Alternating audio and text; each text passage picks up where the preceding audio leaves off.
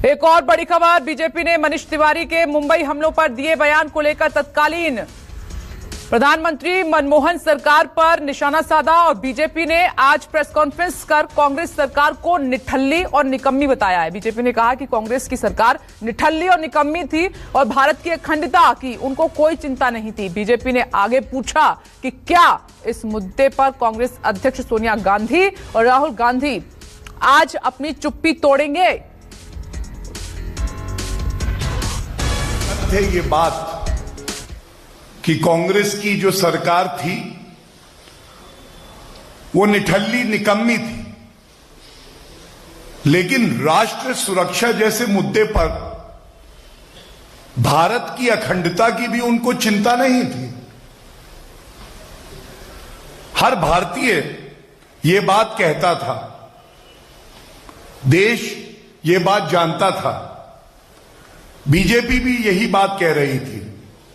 आज कांग्रेस शासन में पूर्व केंद्र मंत्री मनीष तिवारी जी ने स्वीकारा है, कबूल लिया है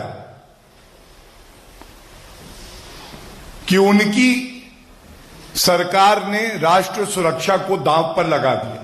कांग्रेस पार्टी की अध्यक्षा सोनिया गांधी जी, राहुल गांधी जी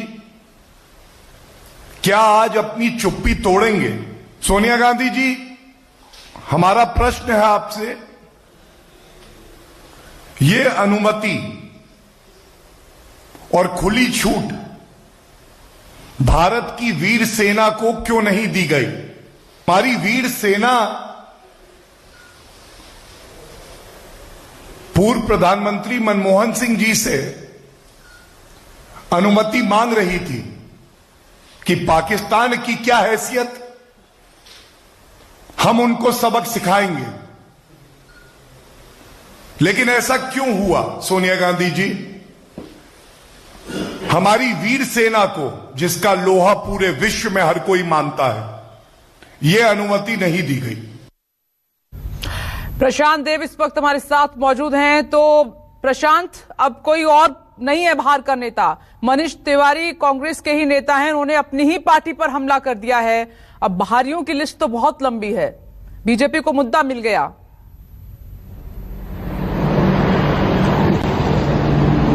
बिल्कुल मुद्दा मिल गया है, क्योंकि देखिए मनीष तिवारी सिर्फ कांग्रेस के नेता नहीं है, बल्कि जिस वक्त ये घटना घटी और मनमोहन सिंह सरकार पे वो आरोप लगा रहे हैं, उस वक्त वो मंत्री थे, सरकार में शामिल थे, और उन्होंने अगर ऐसी बात लिखी है तो जरूर इसमें कांग्रेस को एक तरीके से काफी दिक्कत हो सकती है, क्योंकि विपक्ष लगातार, बीजेपी लगातार हमलावर हो रहा है और हमलावर होगा, वो भी खास ऐसे वक्त में जब 5 राज्यों में विधानसभा चुनाव सिर पर हैं, खासकर उत्तर प्रदेश, जहां पे बीजेपी लगातार कांग्रेस को हर मोर्चे पे हर तरीके से घेर रही है। ऐसे में एक अच्छा खासा मुद्दा जो कांग्रेस को परेशानी में डाल सकता है, मनीष तिवारी ने दे दिया है बीजेपी को। बीजेपी, जैसा कि अभी गौरव भाटिया को सुन रही थी, तो उन्होंने बताया कि किस तरीके से उन्होंने गलती, एक तरीके से कहते हैं गलती की, मतलब भारत की सेना को इजाजत नहीं दी और